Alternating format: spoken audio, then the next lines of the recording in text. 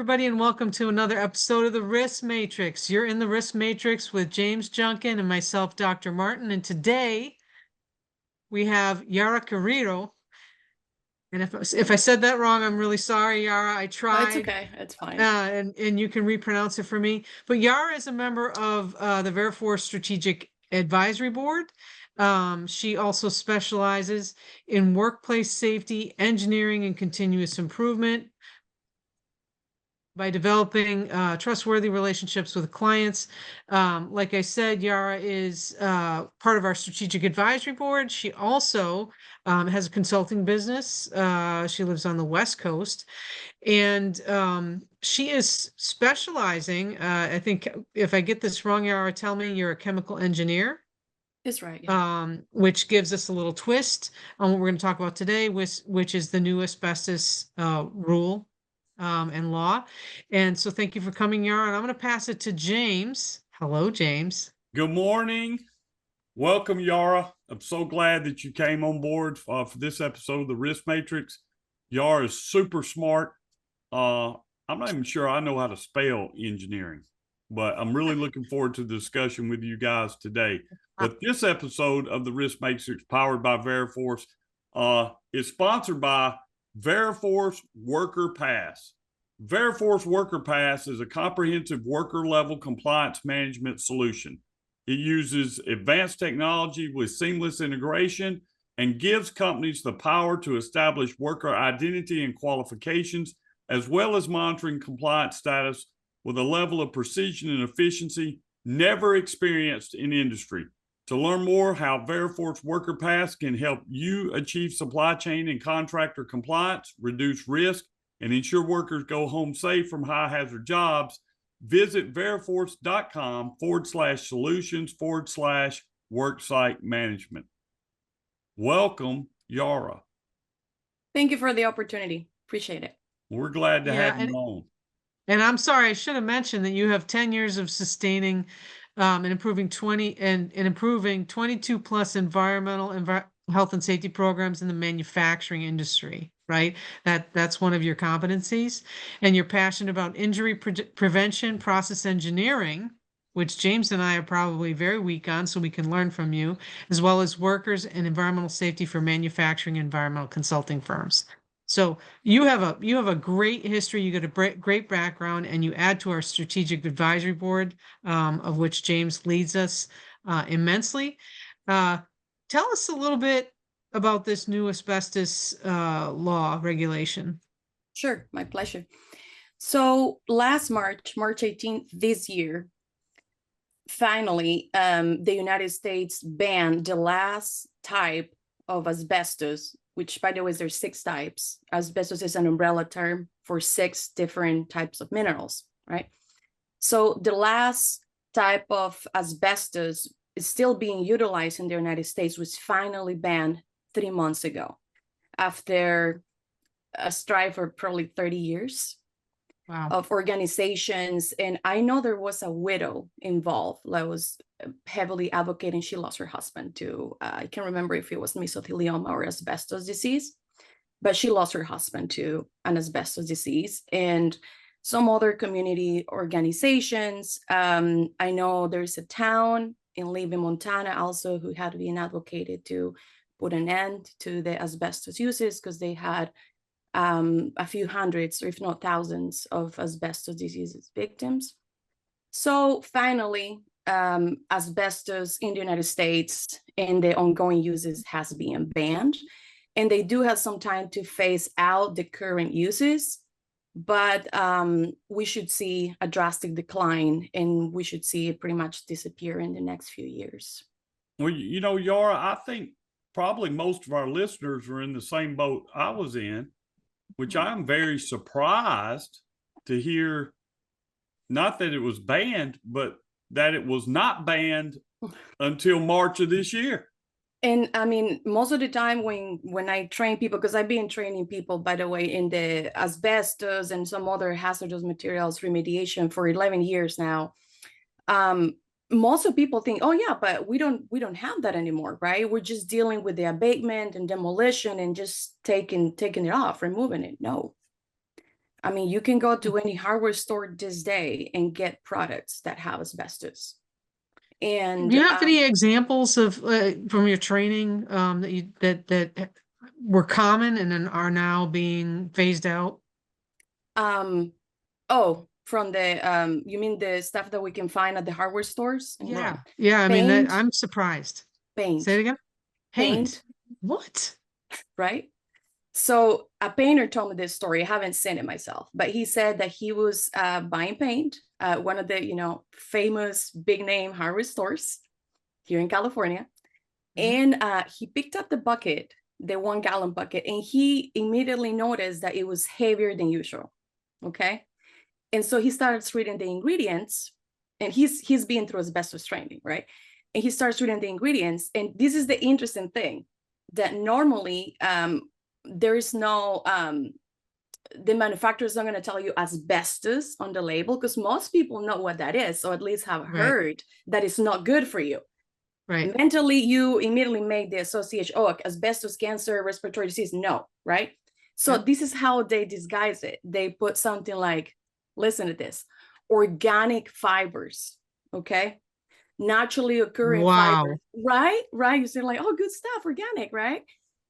They also utilize the mineral group, like they use chrysotile. Right. Which a common person wouldn't really know that unless they went through asbestos training. Right. What is that? What's chrysotile? Some kind of tile? Yeah. Right. What is the other one? I remember, is it fibers? Yeah, naturally occurring fibers, organic fibers, chrysotile. So they have the right, a manufacturer has the right to protect their trade secrets, and they don't spell out the asbestos name, right? There's also wow. Okay, I'm actually floored.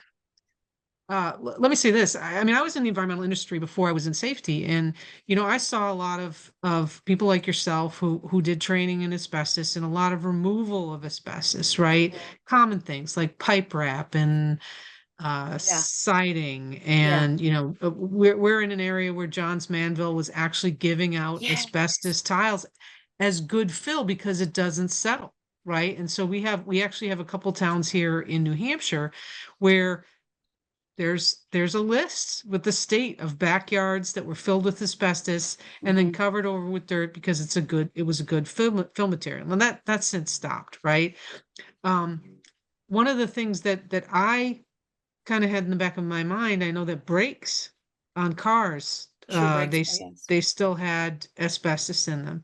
There is a small portion, yeah. And I used to work for a company that manufactured shoe brakes, and I know they did stop that a while ago, but ended up with a warehouse full of it, and then they didn't know what to do with it because the disposal is very expensive, right?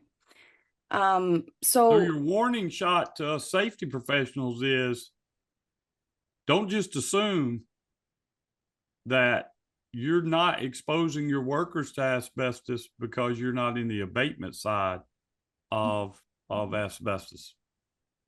Right. Also, the chemical side, the chemical plants, I know it was broadly, maybe not broadly, it's been declining, but there is, I want to say still 8 plants, 8 pretty good size manufacturing chemical plants that utilize asbestos in their diaphragm, in their chemical process to produce alkali, chloralkaline chemicals. Yeah. And so the EPA did put a special focus on those plants. They have, I guess they have 5 or 6 years to completely shut them down and move to, shut down the use of asbestos and move to a different process, because there are other chemical plants that they're utilized in different products, right?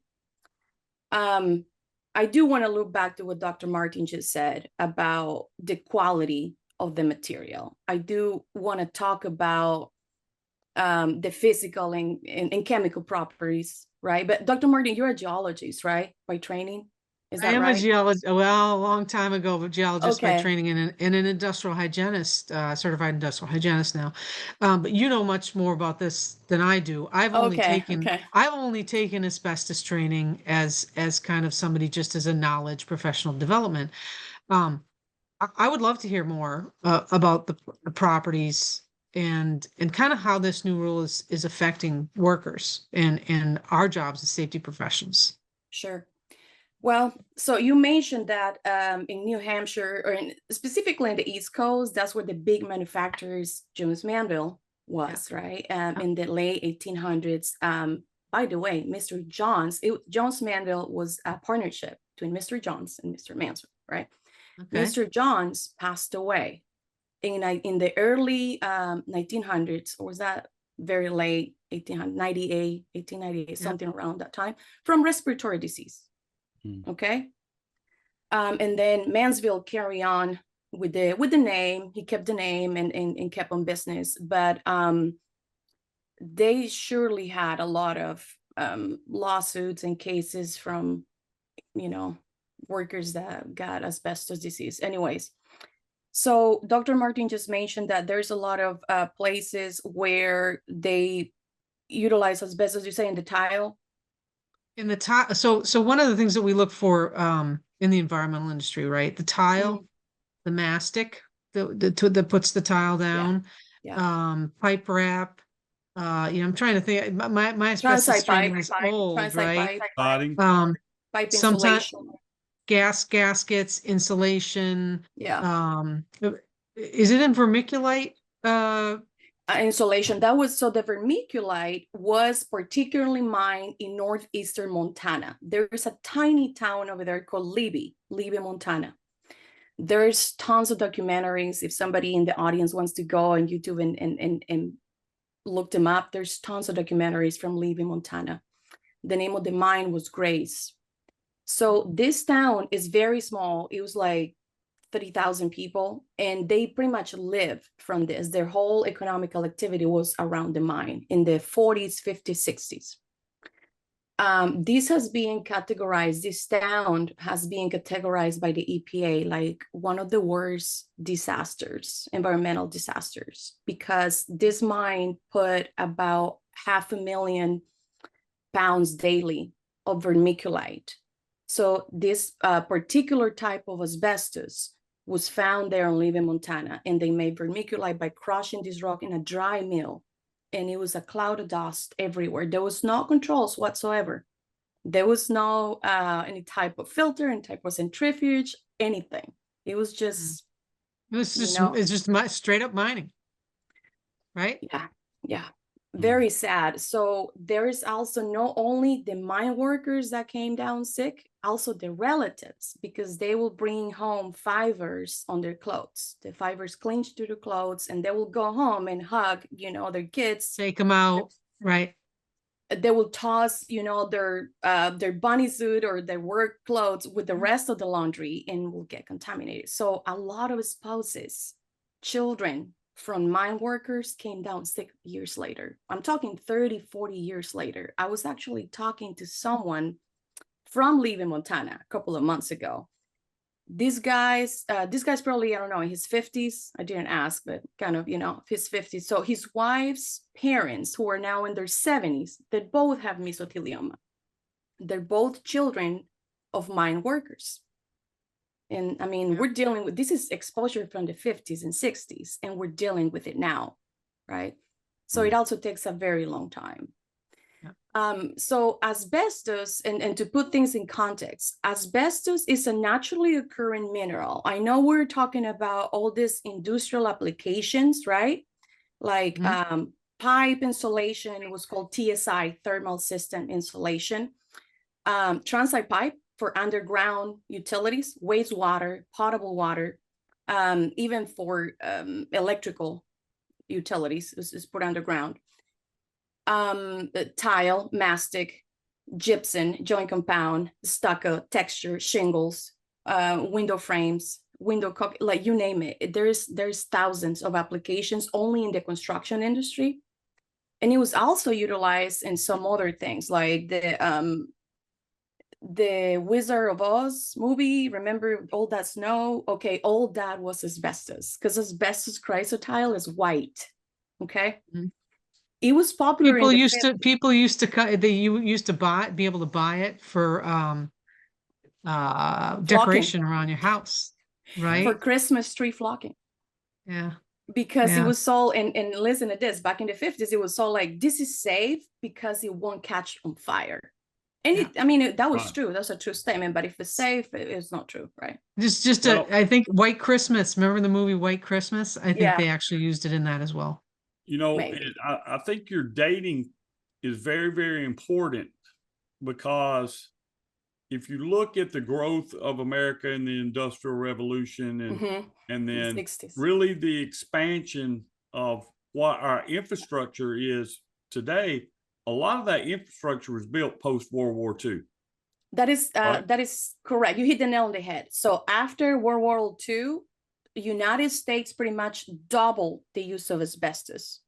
The worldwide production of asbestos was consuming the majority by the United States right after the World War II. And in the 60s and the 50s and 60s, it just ramped up, right? And the peak consumption of asbestos was in 1973.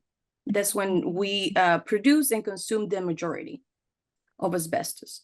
But Wow. why do we use it and consume it and manufacture it and mine it so much? Why is that? Why do you guys think that? I mean, if we know these days that it causes cancer and other respiratory disease, why in the world do we decide to use it? What do you guys think? So I'll take a stab, unless James wants to, right? James being quiet. Let's James Let answer it. Okay. James go. Go ahead, James. I'm gonna say it was very cost effective.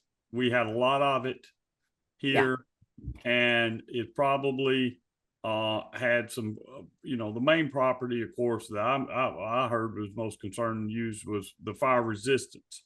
But Right. the availability of it, it seems like it being a fiber, it probably helps bind other chemicals or part of the substance together. Now, I could be wrong on that, but chemistry and engineering were not my first choices, because I'm not very good at it, right?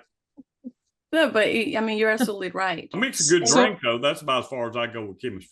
I like to tell this story, Yara, again. It was Sure, in the sure. environmental field, and one of the first projects that I worked on for an environmental site assessment, we were going to a manufacturing facility, old mill building, Mhm. right? And we were assessing it because the bank was repossessing the property. Okay. And I was young. I was probably 23-ish. First job. My boss took me to this old mill and he said, we were looking around and he said, I'm going to open this door. Don't hold your breath.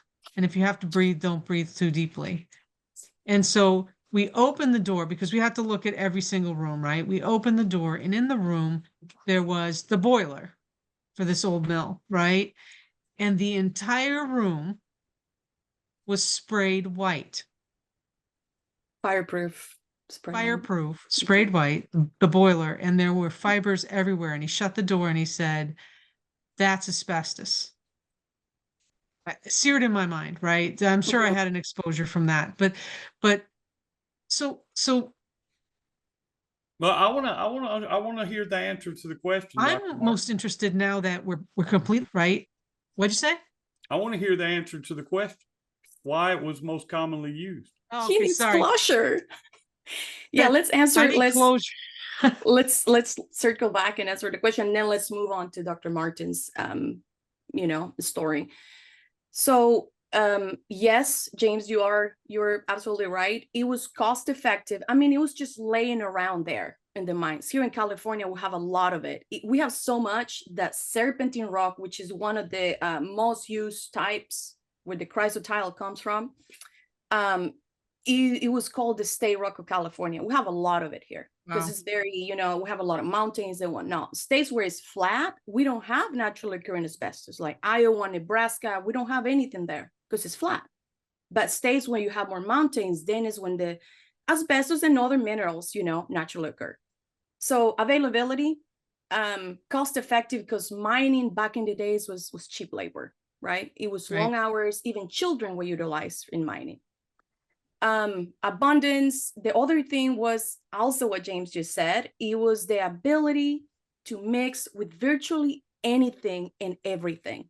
The chemical structure of asbestos is pretty, let's say, friendly to anything. It's chemically inert. It is fire resistant, is resistant to corrosion and rust. It's just marvelous. It's just pretty Insulation, fascinating. right? Insulation. Yeah, it holds temperature beautifully.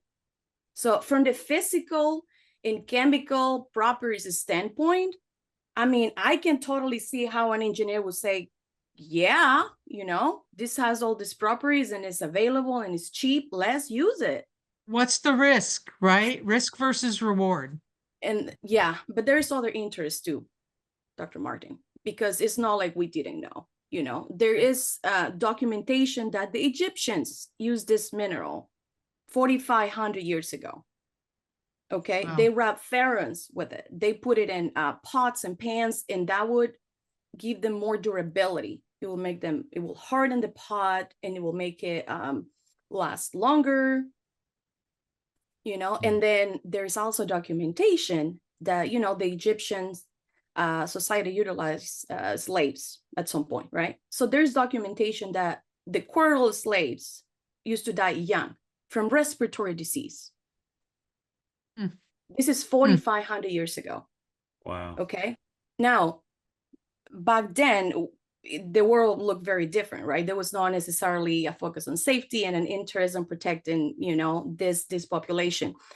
But years and years ago, still in the UK and the United States, there was still, you know, already documentation from manufacturing workers who will die also young in their 30s. And when they started doing autopsies, they will find lots of fibroids in their lungs and whatnot. So yes, it is a great material from, you know, the design standpoint. The problem is that humans have to interact with the material. And when that interaction happens, you know, the exposure is bad. You know, I think the lesson that I'm drawing from this is, you know, and this is great conversation. Very, very, very interesting. Yes. I'm hanging on every word Yara's saying related to this. But for today, 2024, I think many people think of asbestos as a problem for an earlier time. Like we've got all these commercials about people they exposed 30, 40 years ago, and they're being compensated for their illnesses. You know, we've all seen that. Do you have mesothelioma? Do you have this? Asbestos Trust Fund, the litigation that all came out of that. And we think of asbestos as something that someone else had to deal with, right? And the only time we're going to come into contact with asbestos is if we're demolishing one of these facilities and we're disturbing it, making it friable. So that's a small segment of the construction industry, and a very specialized segment when we talk about abatement and removal.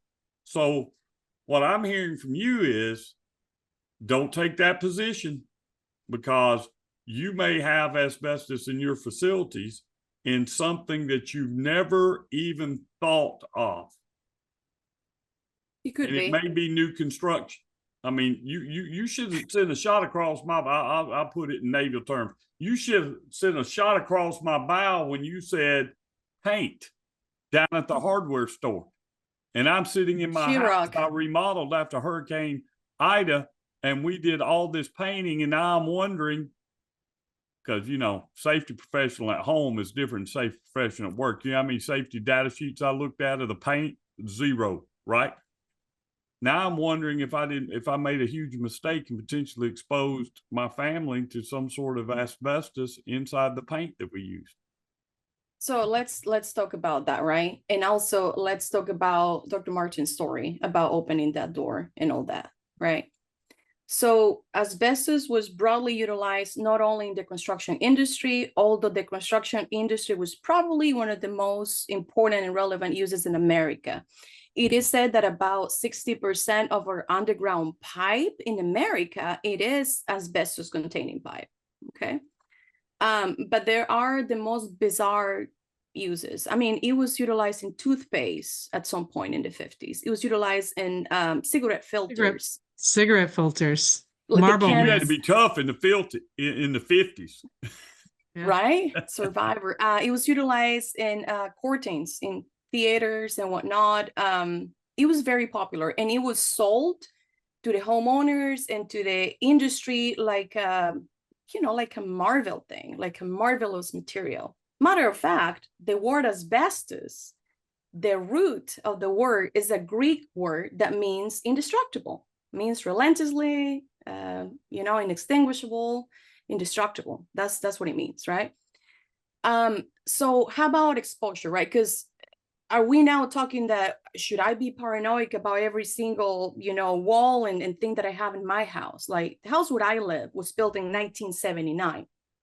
In 1980 is when in the industry kind of cut it off. And 1980 is when the government in the United States started regulating the asbestos use. Okay. So Right.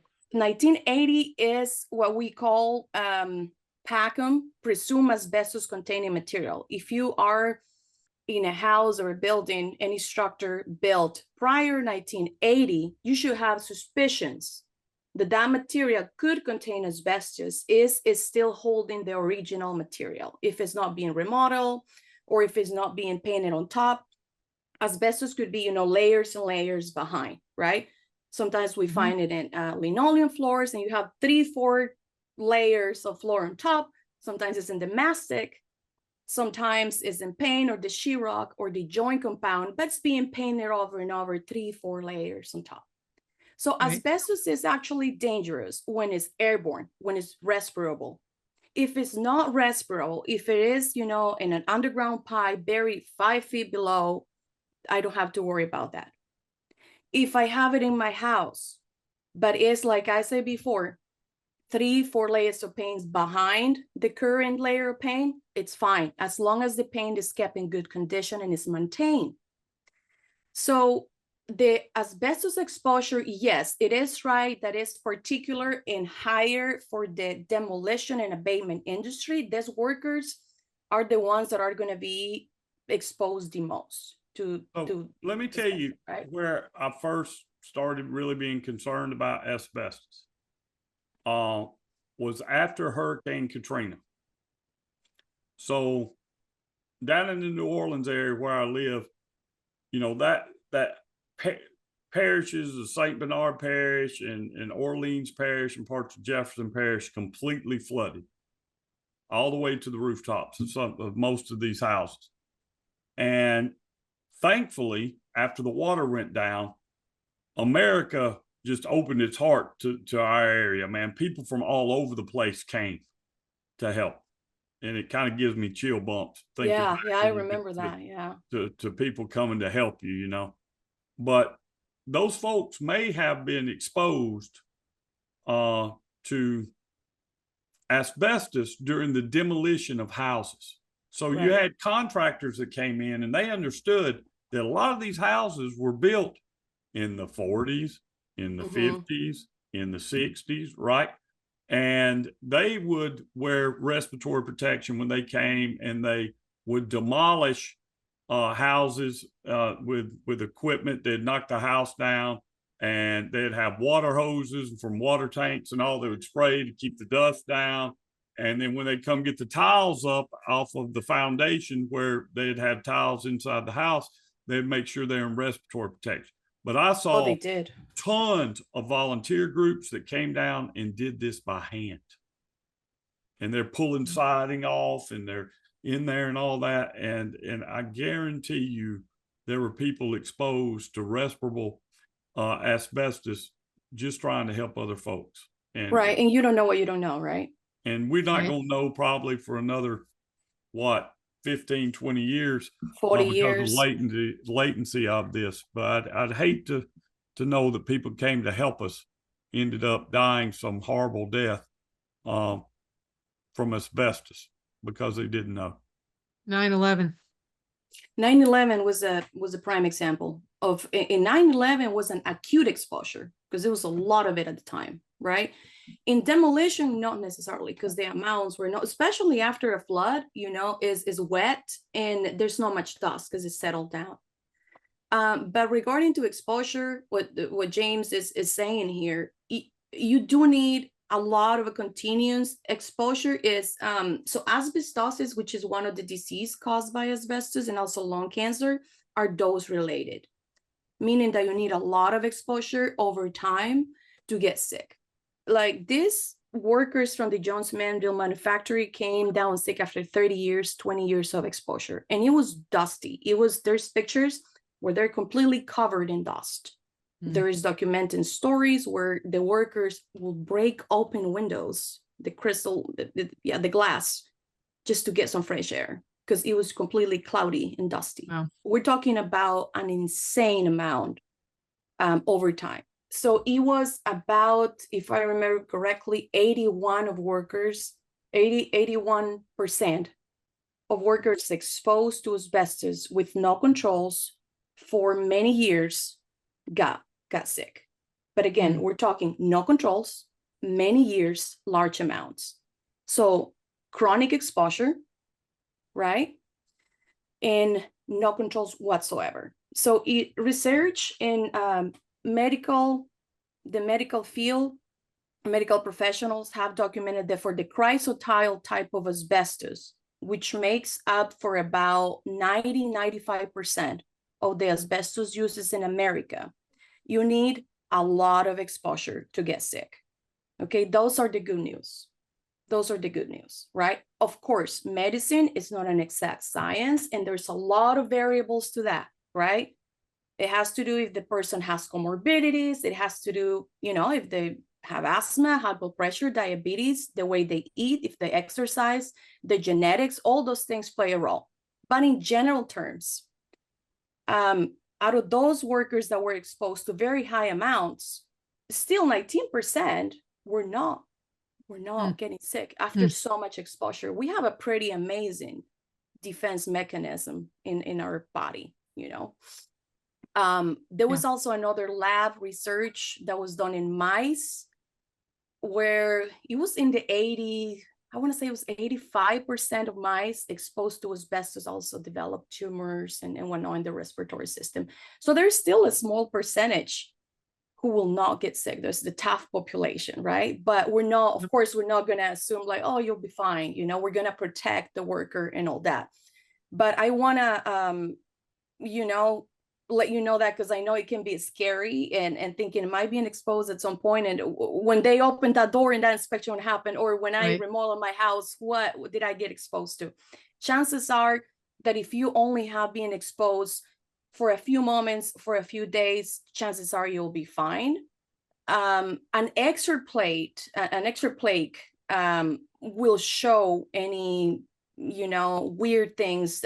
Usually when they see white dots in your lungs in an X-ray plate, a medical professional will be able to tell, even if the exposure was years ago, because I was medically monitored all through my environmental career, right? Every year, right? Yes, you but have to be that's like scary to look back on, right? It's scary for James to think about those things. Yeah. So if it's okay, I'd like to bring the conversation to present, right? We're excited about the fact that we're now banned. Okay. Yeah. What is that? What does that regulation mean for industry? What does that mean for the open mines, if there's still open mines, importing? What should we be looking at from a risk perspective?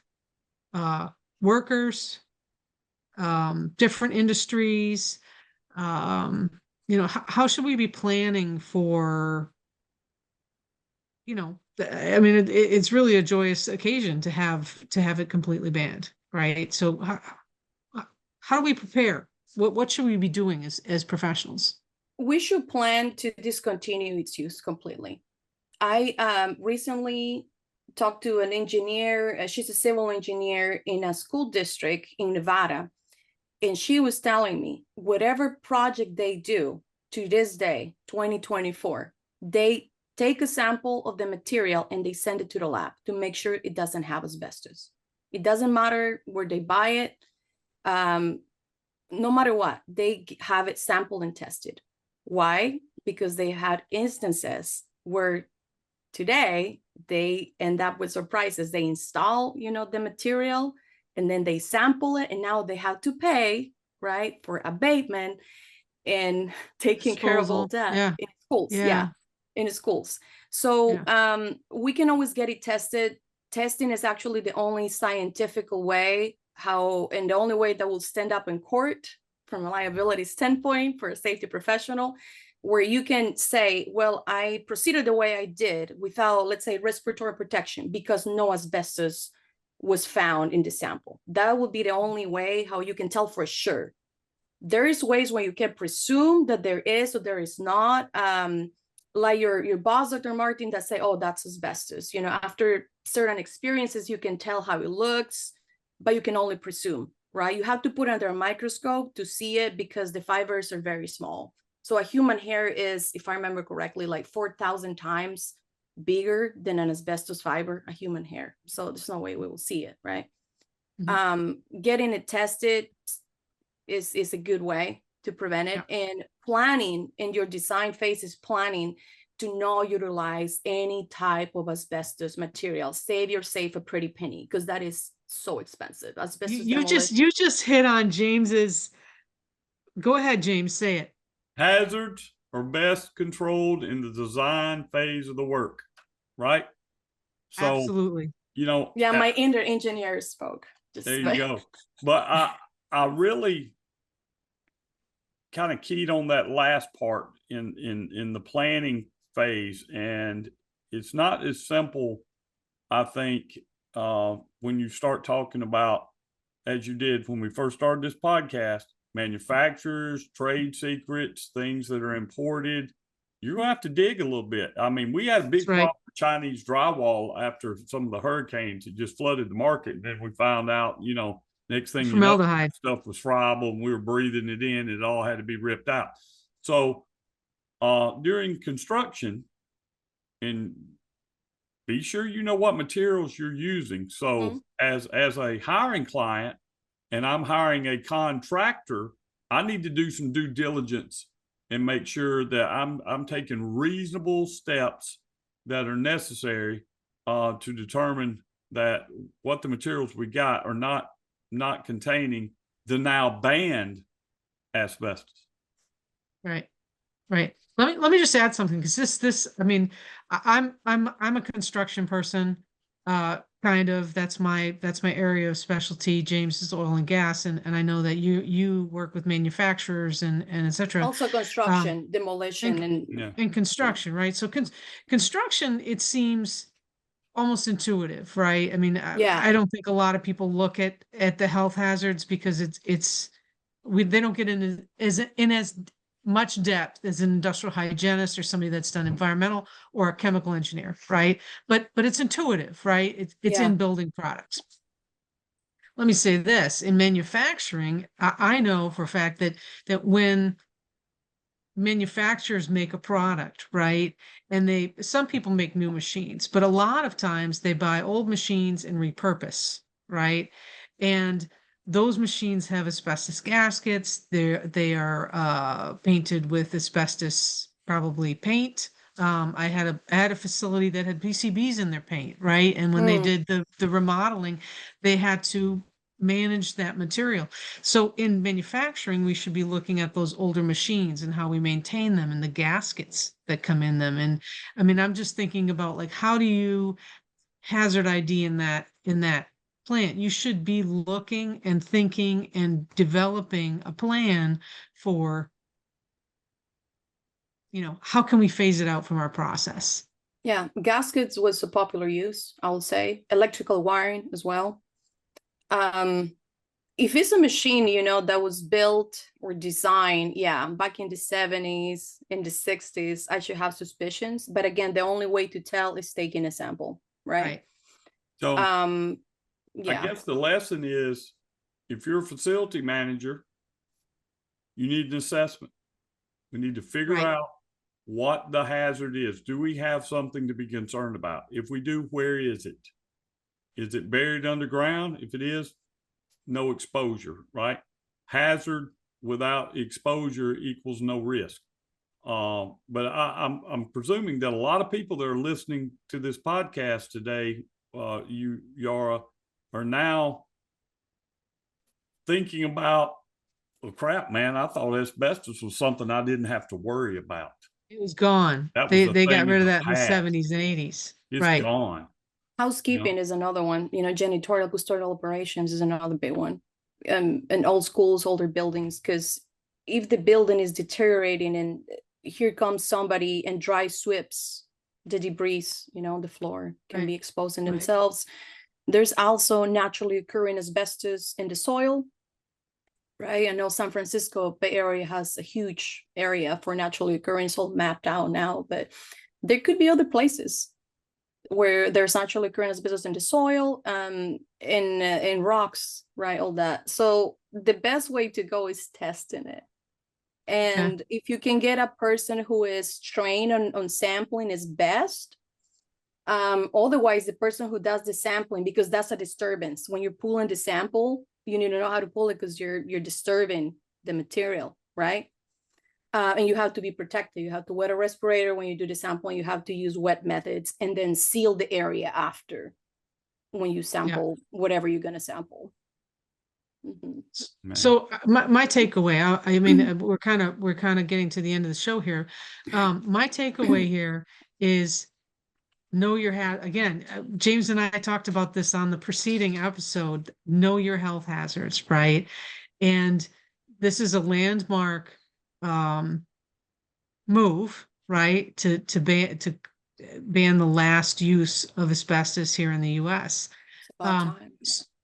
Yeah, right. And so we should be conscious. We should have a plan to assess, to assess the hazards, to do some sampling, to be aware, right?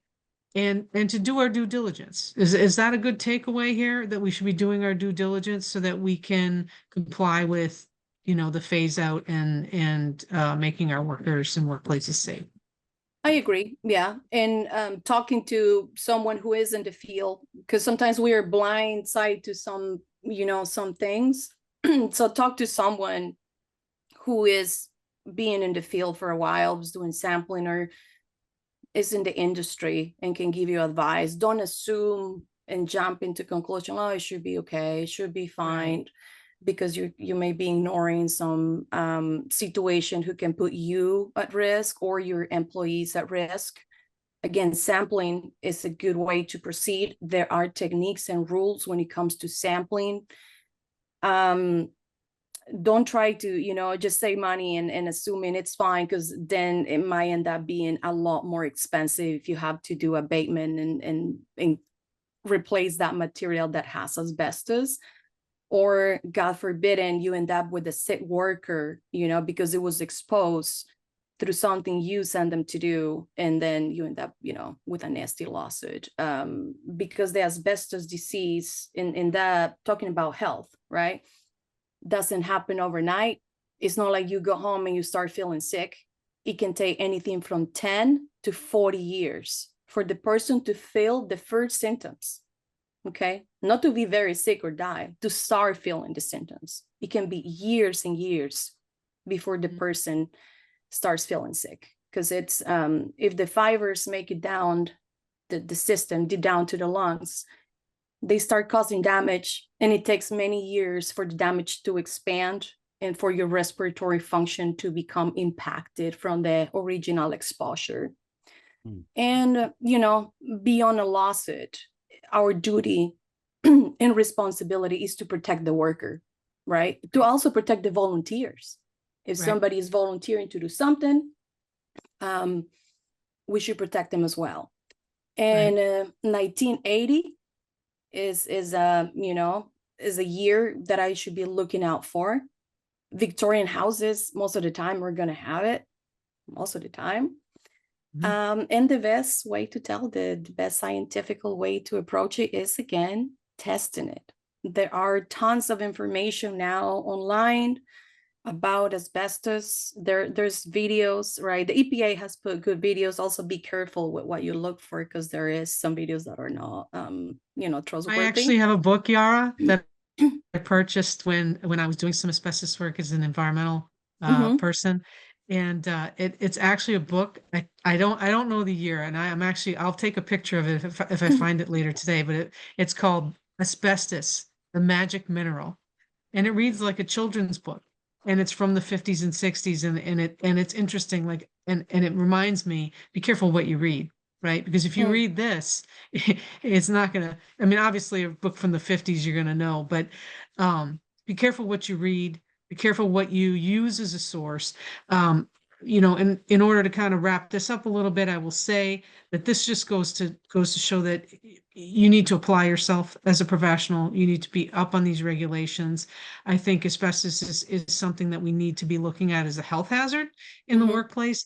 And if you don't know, get a second set of eyes, right? And there are a lot of, I mean, James does audits. I know you do audits. You work in this field. Um, a second set of eyes, somebody who does a health hazard audit for your workers. That's the takeaway from this, that, these things are out there. Um, Gosh, you're a great teacher. I mean, I would sit through your Well, courses thank because you. you're very knowledgeable. Absolutely. And I would say the takeaway is, if you don't know what you don't know, then go ahead and reach out, right? Yara, I'm sure you take Happy to calls. help. James Happy to takes help calls, I anytime. Yeah. take calls, and Veriforce, our strategic advisory board. Again, there's other people too, but thank you so much for coming on the show. I enjoy learning from you. Oh, thank you so much. I'm very humbled that you say that. So, Thank and you for for the getting up, opportunity. for getting up this morning, for being with us. So I thank you so much, Yara. James, you want to take us out? Thank you, Yar, for joining with us today. It was a pleasure as always. If someone wanted to get in touch with you, how would they do that? LinkedIn is a good way to reach out. I do check it periodically. I'm sure you'll tag me on when you publish it, right? Absolutely. So, right. Absolutely. will. Yeah. Well, thank you for joining us today. Always interesting. Hope to have you back in the future. Sure. Thank Sure, you yeah. to all of our listeners and supporters of the podcast. If you want to get a reminder of when the podcast is published, hey, go over to Veriforce's YouTube channel. What are we going to do, Dr. Martin? We're gonna like it. We're gonna subscribe. We're going to go to Spotify. We're going to add it to our list for podcasts. You can actually listen to us on Spotify if you're in the car. We drop every Tuesday. It'll give you a reminder that we're there. If you want to look at us and watch us on the show, of course, we post it on LinkedIn, and you can go to the YouTube channel, and just keep supporting us. Thank you so much for supporting us. We're trying to put good content out there. Like Yara, every time she comes on, she's got something great to say. So thank you to our listeners. Is this episode 51? Somewhere. We're right in the Somewhere. 50, and we want to keep bringing good 50-ish, which content is to you. crazy. But hey, if you're a new listener, go back, check out some of these older episodes. We've had a lot of amazing guests and a lot of good information shared on the podcast. But thank you all for your support. Thank you, Veriforce, for your sponsorship. And till next time, y'all keep bringing those workers home safe. Out.